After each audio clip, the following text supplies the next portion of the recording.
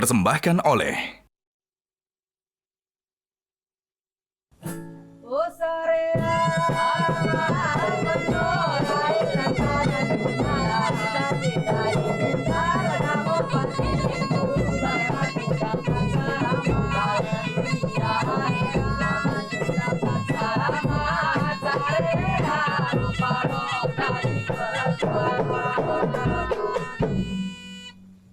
Ya, Assalamualaikum warahmatullahi wabarakatuh. Waalaikumsalam warahmatullahi wabarakatuh. Ayahanda, tema kita pada hari ini adalah siap bersaing dan bertanding. Sebenarnya dalam hal apa saja kita itu harus siap bersaing dan bertanding? Sebenarnya dalam semua hal, karena kehidupan manusia itu tidak terlepas dari persaingan. Apalagi pada era yang disebut globalisasi, dewasa ini, membawa 3 kata kunci, saya pernah juga sebut di ruangan ini, quality, kualitas, competition, persaingan, dan competitiveness, daya saing. Sebuah bangsa, sebuah umat akan eksis, akan menang kalau menguasai ketiga kata kunci globalisasi ini, dan sebaliknya, kalau tidak, dia akan terpelanting. Karena ya manusia, sebagai manusia, jangankan dalam kerumunan banyak, bangsa, negara, atau antar di dunia ini umat beragama, di keluarga saja, sering tak terelakkan persaingan, khususnya di kalangan putra-putri, ya. Apalagi jika orang tuanya tidak secara edukatif dalam pendidikan anak tidak berkeadilan, ya. Begitu lahir anak kedua, langsung cinta dan sayang orang tua lebih kepada anak terakhir. Menimbulkan kecemburuan. Nah, mulai terjadi persaingan. Ya. Artinya apa? Persaingan itu sesuatu yang niscaya. Maka Islam datang dengan pesan fastabiqul khairat. Bersaing tapi dalam kebaikan. Dan di dalam meraih dan mencapai kebaikan al-khairat gitu. Nah, oleh karena itulah ya, dalam tema Islam, perubahan untuk kemajuan ini, karena tak terelakkan adanya persaingan, umat Islam harus siap bersaing. Dan bahkan bertanding. Bersaing kalau bertanding itu untuk merebut kemenangan, bukan untuk menjadi pecundang. Maka siap bersaing dan bertanding, apalagi ada ajaran Islam, bersainglah secara baik, fastabiqul khairat tadi itu, termasuk di dalam membangun kebudayaan dan peradaban. Kita punya hak dan absa untuk memperjuangkan nilai-nilai, khususnya etika dan moralitas Islam untuk menjadi bagian dari kehidupan bangsa Indonesia. Maka persaingan, pertandingan dalam memperjuangkan kebenaran, di dalam memperjuangkan nilai-nilai etika dan moralitas untuk bisa menjadi bagian dari kehidupan nasional kita itu. Apakah umat Islam itu di dalam Al-Qur'annya atau Allah sudah memberikan aturan di dalam batasan untuk bersaing dan bertanding ini? Ya, itu tadi ayat yang populer fastabiqul khairat. Harus dalam kebaikan. Ya, berlomba-lombalah, bersainglah untuk kebaikan, dalam kebaikan. Dalam arti itulah rambu-rambu al-khairat. Maka dalam pemilu Pilpres Indonesia, dan menurut undang-undang yang saya ketahui, selain luber, langsung, umum, bebas, rahasia. Di dulu zaman Orde Baru, partai politik tertentu memperjuangkan tambah dong dengan jurdil, jujur dan adil. Nggak pernah berhasil. Baru pada era reformasi, prinsip pemilu ditambah luber, langsung, umum, bebas, rahasia, dan jurdil, jujur dan adil. Namun yang kedua terakhir ini, jujur dan adil itu yang banyak diprotes sekarang. Karena dinilai ada ketidakjujuran, kurang atau tidak ada kejujuran, kurang atau tidak ada keadilan. Maka rambu-rambunya adalah rambu-rambu etika, moralitas politik itu sendiri. Nilai-nilai etika dan moralitas politik itu bisa menjadi rambu-rambu bahwa persaingan boleh, pertandingan boleh, tapi harus mengacu kepada peraturan dan ketentuan. Nggak usah di politik. Sepak bola kan ada peraturan. Iya. Ada wasit Ada wasit. yang menjaga tegaknya peraturan itu. Ya. Jangan sampai wasit ikut main bola. Ya, Dan jangan sampai wasit berat sebelah. berpihak.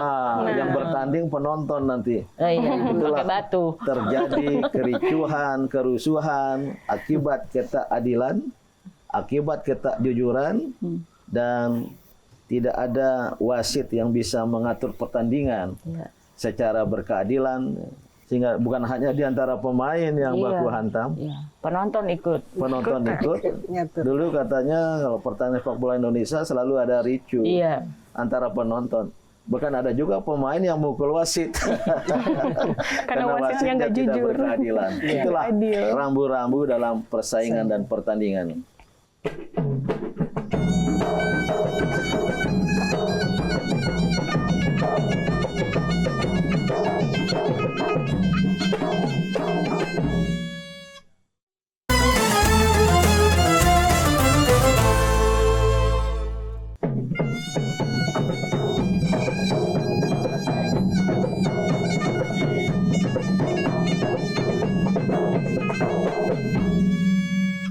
Dede, ini sekarang kita dengarkan dulu artis lawas yang selalu jadi penjahat, tapi sekarang lagi jadi ustadz sebetulnya nih. Wah. Masya Allah. Dia ingin Leroy bertanya. Osmani, ayo apa pertanyaannya? Bang Din, kenapa kondisi saat ini mengharuskan kita siap untuk bersaing dan bertanding? Jawabannya karena kondisi dunia Ya. global maupun nasional itu melibatkan persaingan pertandingan antar kelompok. Ya. Yang tadi sudah saya katakan dari awal, persaingan seperti tak terelakkan di antara manusia dan di antara masyarakat manusia. Ya. Nah, sekarang ini semakin kencang persaingan pertandingan, Ya. termasuk ya satu ingin menguasai aset dalam kehidupan bersama, aset nasional, aset global. Karena dunia mengalami krisis. Tuh. Ada krisis makanan, food crisis. Ada krisis energi, Iya. ya, energi krisis yang diperlukan oleh manusia dalam hidup, dan krisis-krisis lain. Maka untuk bisa memperoleh makanan, ya pada zaman lampau manusia, masyarakat kemudian ya, datang dengan kekuatan menguasai makanan atau menguasai energi. Kalau tidak bisa hidup. Nah, ini perlu pengaturan. Ya. Tentu ada ketentuan-ketentuan, hukum, peraturan, tingkat nasional, tingkat global. Atau persaingan untuk merebut hegemoni. Antar negara ada perebutan hegemoni. Sekarang ini Barat, Amerika, Uni Eropa yang merasa menguasai dan memimpin dunia mulai tertantang, tersaingi Ya. oleh The Rise of China, kebangkitan China, RRT. Dan sekarang pusat pertumbuhan dunia itu pindah dari Atlantik, Eropa, Amerika ke Pasifik.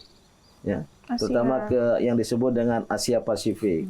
Dan ada tanda kebangkitan China, RRT, negara besar, terbesar ya, penduduknya di dunia ini. Maka yang merasa memegang hegemoni dunia, kekuasaan dunia masa lampau mulai merasa tersaingi.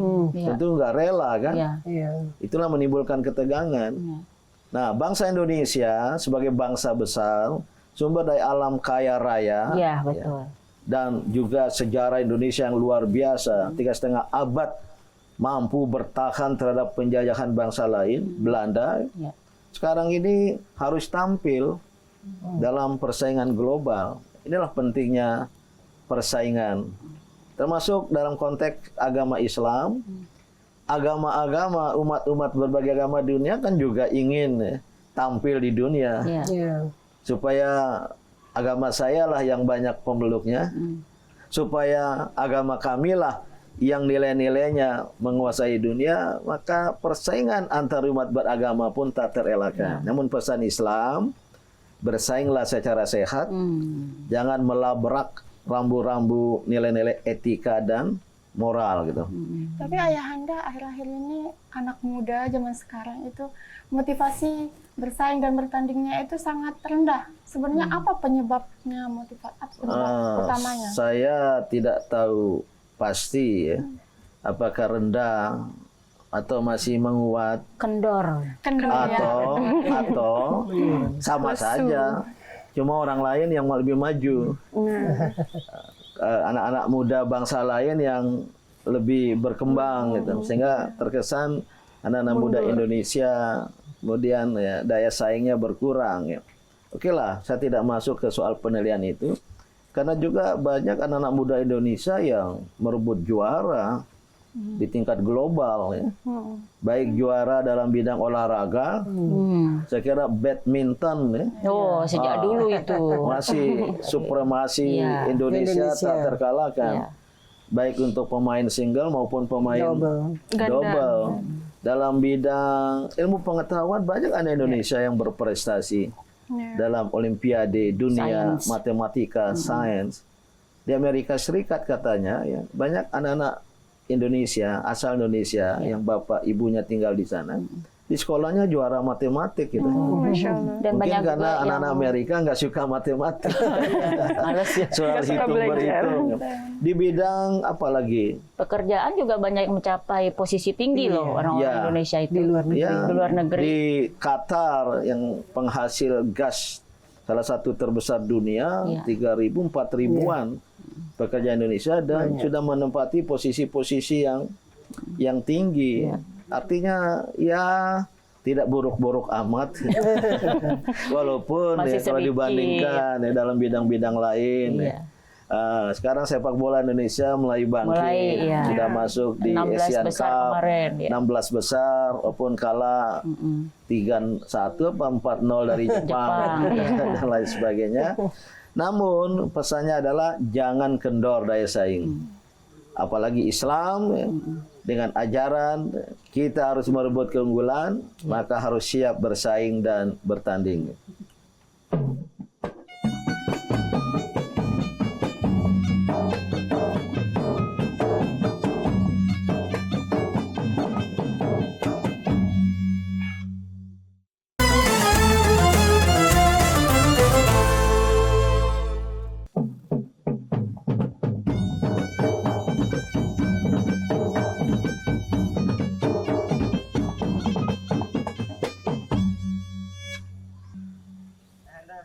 Oke, silakan.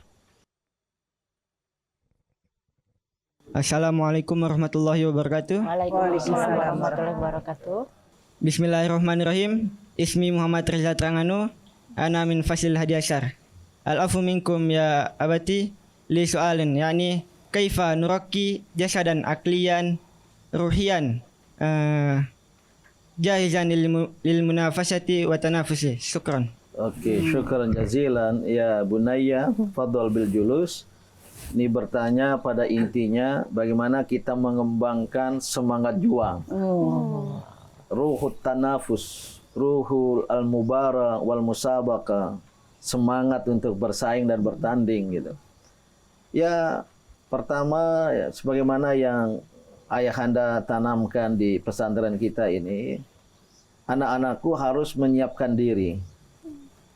Kalau mau bersaing bertanding dengan orang-orang lain, apalagi harus juara, tidak boleh kalah, ya, kita harus siap. Sama dengan mau bertanding sepak bola, harus latihan dulu. Bahkan harus latihan berkali-kali untuk mengatur baik stamina maupun strategi, taktik dan teknis pertandingan. Nah, anak-anak muda Islam kalau mau bersaing dan bertanding dan menjadi juara harus siap dengan kapasitas ilmu pengetahuan. Berarti harus menguasai ilmu pengetahuan. Yang kedua, memang semangat juang itu sendiri penting sekali. Apa itu semangat juang? Semangat siap bersaing, competitiveness, daya saing adalah satu dorongan semangat dari dalam diri untuk tidak mau kalah. Kalau orang lain bisa, mengapa saya tidak bisa? Kemarin juga Iya. di episode yang Sudah lain. dibahas. Ya. Ya. Ada istilah al-ghira al-din menurut Buya Hamka dalam buku tasawuf modern yang beliau jelaskan al-ghira dari bahasa Arab apa gairah, Gairah. tapi ada hubungan dengan Agama. apa dengan kecemburuan. Cemburu baiknya. Gairura. Dalam konotasi Maka baik. gairah itu bergairah dan cemburu yang yang positif, cemburu yang melek, bukan cemburu buta. Apa itu? Cemburuan tidak mau kalah dari orang lain. Ya. Kalau anak-anak lain bisa juara di kelas ya, dia juara 1, saya hanya juara 3, terbaik ketiga atau harapan. Berpikir, kenapa dia bisa? Padahal makannya sama. Padahal apa? Kegiatan di sini ya sama. Nah, semangat untuk menang itu. Jadi harus ada mentalitas pemenang. Bahwa nanti sudah berikhtiar, sudah berusaha, akhirnya kalah, Ya. hanya nomor 2, itulah takdir. Ya. Tapi bertekad lagi. Sekarang kalah, nomor Nanti 2, nextnya harus. besok menang. Ya. Dan semangat seperti ini memang ya sangat-sangat penting ya, di kalangan anak muda Indonesia. Dulu ya, kalau mengamati pertandingan sepak bola Indonesia, mentalitasnya rendah, Ya. daya saingnya rendah. Apalagi kalau sudah kalah, Nggak terima. sudah kalah 1-0, Udah Mulai ngawur. Nggak terima. mulai grogi, inferior, jatuh mental. jatuh mental, akhirnya kalah lagi 2-0, Iya. 3-0. Tapi ada bangsa tertentu, ini dulu ya, dalam pertandingan sepak bola seperti Jepang, Korea, kalah 1-0 di babak pertama, di babak kedua dia Ngamuk dia. akhirnya balas menang. Semangat kencang. justru. Alhamdulillah sekarang ya, ini salah satu contoh ya betapa semangat juang, daya saing yang sesungguhnya merupakan watak dari bangsa Indonesia. Karena daya juanglah ya kita bisa dan bahkan mengalahkan penjajahan Belanda 3,5 abad. Itu karena daya juang. Nah, daya juang ini berhimpit dengan daya saing. Oleh karena itu, ini harus ditanamkan di lembaga-lembaga pendidikan ya. Termasuk di pesantren kita ini anak-anak yang ayahanda kan selalu nyatakan jangan mau kalah. Tapi tetap sekali lagi bersaing secara sehat, bersaing secara benar, secara sportif, dan juga bersaing dengan mengindahkan nilai-nilai etika dan moralitas agama, tidak kehilangan daya saing, namun tetap beretika.